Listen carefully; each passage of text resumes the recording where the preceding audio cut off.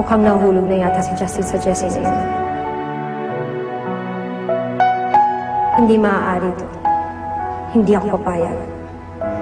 Gagawin ko lahat para mabawi si Justin. Hindi ako patalo sa Jessie na yun. Akin lang si Justin. Akin lang.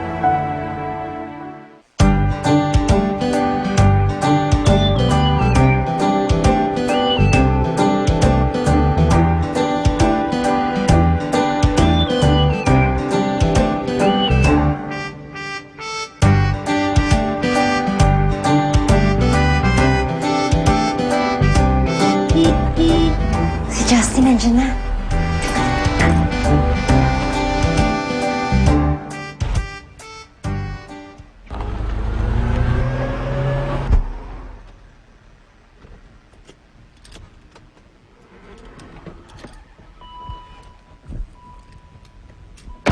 Justin? Elaine, what are you doing here? Siguro naman, pwede na kitang kausapin, di ba? Wala ka na sa taping eh. Elaine, next time na lang kasi may lakad pa kami ni Jessie. Sandaling-sandali lang to. May kailangan lang talagang sabihin sa'yo.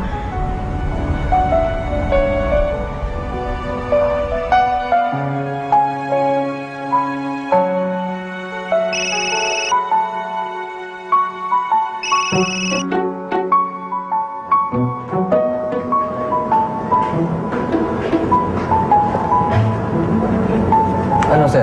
Wala pa ba? Wala pa rin eh. Tawag na ako ng tawag pero ganun pa rin. Hindi pa rin siya sumasagot. Naku, alam ko yan. Malamang ayaw ka nang kausapin. Siguro nga. Ano ba talaga gusto mong pag-usapan? Justin, matagal ko nang alam na mahal mo ko. Pero habol pa rin ako ng habol kay Luigi.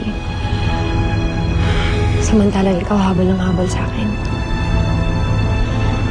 Nabulag ako doon. Hindi ko nakita yung pagmamahal mo.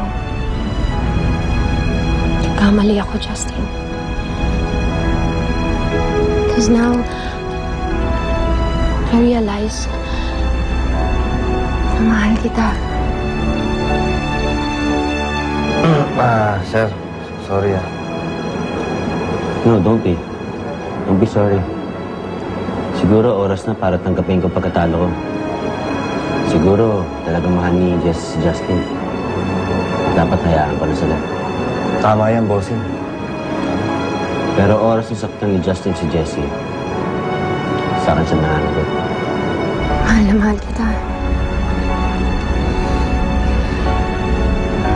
At ayoko mawala ka sa buhay ko, Justin.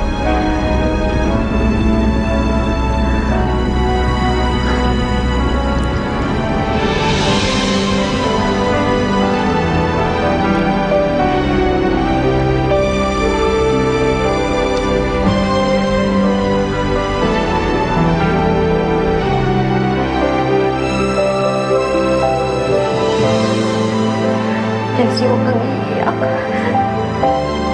Hindi po dapat iniiyakan yung isang katulad